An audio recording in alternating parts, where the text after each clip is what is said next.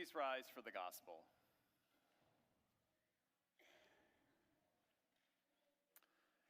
The Holy Gospel according to Luke, the 21st chapter. Glory to you, O Lord. When some were speaking about the temple, how it was adorned with beautiful stones and gifts dedicated to God, Jesus said, "As for these things that you see, the days will come when not one stone will be left upon another. All will be thrown down." They asked him, "Teacher, when will this be, and what will be the sign that this is about to take place?" And he said, "Beware that you are not led astray, for many will come in my name and say, 'I am he,' and the time is near. Do not go after them. When you hear of wars and insurrections, do not be terrified, for these things must take place first, but the end will not follow immediately." Then he said to them, "Nation will rise against nation and kingdom against kingdom. There will be great earthquakes and in various places famines and plagues, and there will be dreadful portents and great signs from heaven. But before all this occurs, they will arrest you and persecute you. They will hand you over to synagogues and prisons, and you will be brought before kings and governors because of my name. This will give you an opportunity to testify. So make up your minds not to prepare your defense in advance, for I will give you words and a wisdom that none of your opponents will be able to withstand or contradict. You will be betrayed even by parents and siblings, by relatives and friends, and they will put some of you to death. You will be hated by all because of my name, but not a hair of your head will perish. By your endurance you will gain your souls." The gospel of the Lord. Praise to you, O Christ. You may be seated.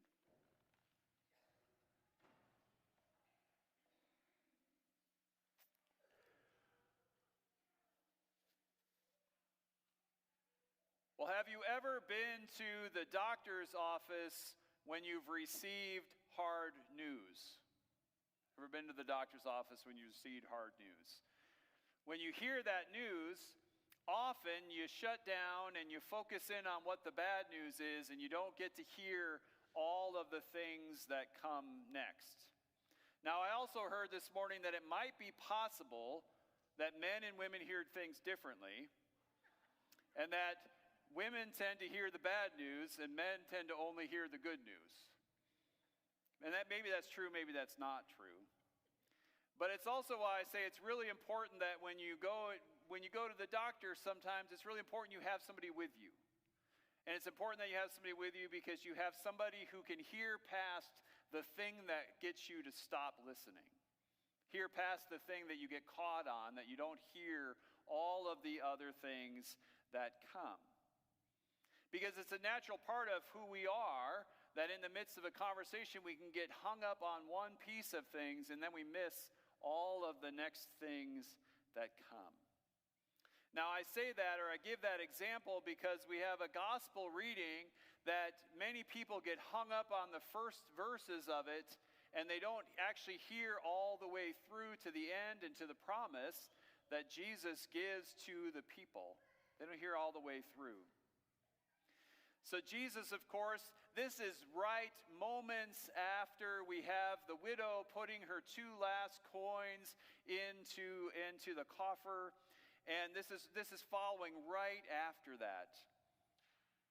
And so they're talking about the temple and how beautiful the temple it is and all of the things that take place there.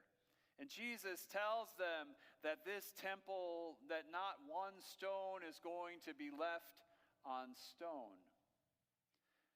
Now, have you ever seen something so amazing that you can't even imagine the fact that it could ever be destroyed?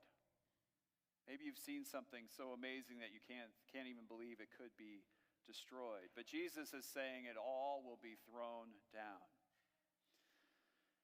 So, of course, then all of those gathered start to ask him, "Teacher, when will this be? What's the sign that this is going to take place?" And Jesus gives the first of kind of many warnings or even many comforts in the midst of this. He says, "Beware that you're not led astray. For many will come in my name and say, 'I am he.' The time is near. Do not go after them." Then he goes on. When you hear of wars and insurrections, do not be terrified.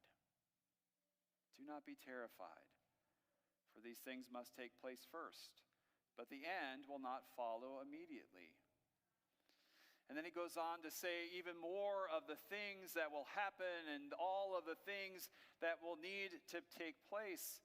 But then he says also some important words. He says, but before all of this occurs, so all of the things he's just talked about, but before all of these things occur, they will arrest you and persecute you, will hand you over to synagogues and prisons, and you will be brought before kings and governors because of my name.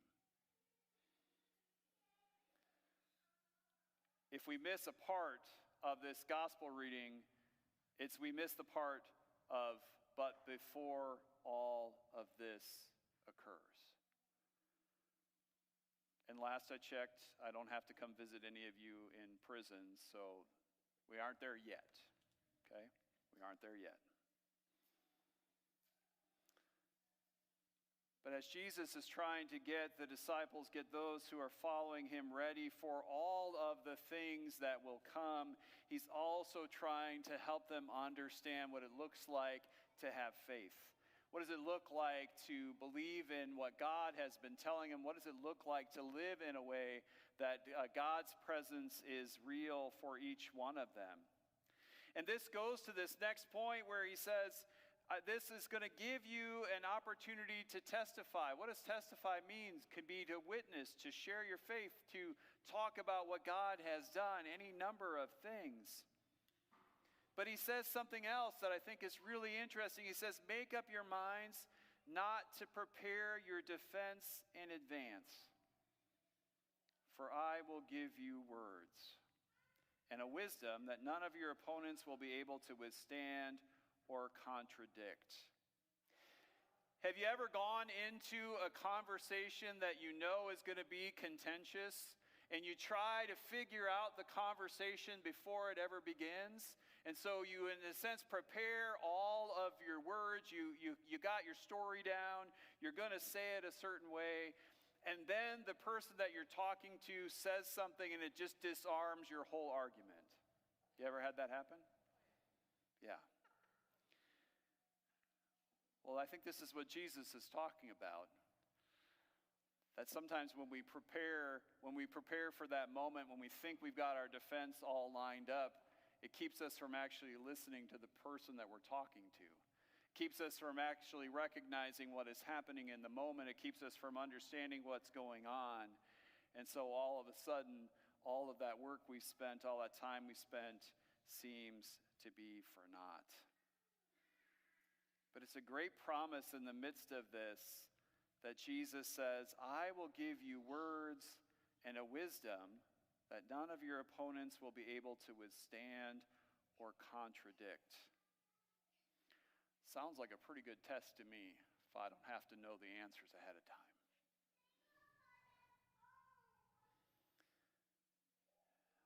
But as Jesus is saying all of these things, we can get so caught up on all of these pieces, all of these words about the end times, what those things might look like, what things that might happen, that what happens when we get so focused on the future? What happens when we focus too much on the future? What do we miss? The present, right? We miss what's happening right in front of us.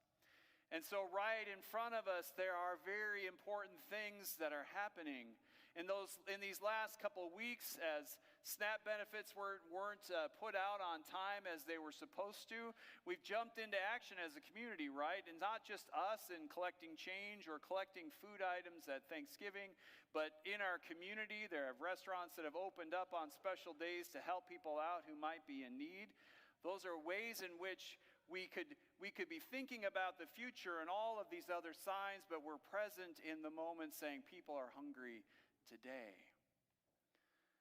And maybe you haven't been hearing the stories, but there are groups of pastors who've been trying to visit people who are in ICE detention centers so that they can take them communion, so that they can pray with them, so that they can offer them some hope in the midst of everything that is going on. But instead of being invited in and allowed to minister in that way, they are being thrown to the ground and arrested. And it's one of those moments where we have to recognize that they're trying to do the thing Christ has called us to do, and the only thing that makes sense to me is, why are they not allowed inside? Is because whatever it looks like inside, they don't want people to see. Because why else would you deny people that right to have someone come and visit them?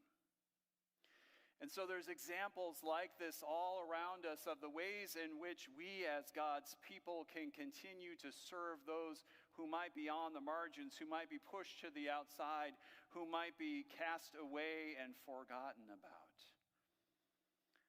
But Jesus is making a promise throughout Luke's gospel. In all of these moments, Jesus is making a promise to each one of us that we, when the moment comes to its pinnacle, when the moment finds its answer, that we will not be left alone.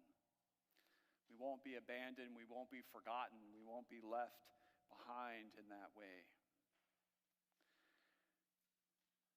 And so how might it be that we live each day knowing that promise of Jesus, that we don't have to worry about all of these other things, all of these signs that someone else would like to draw attention to.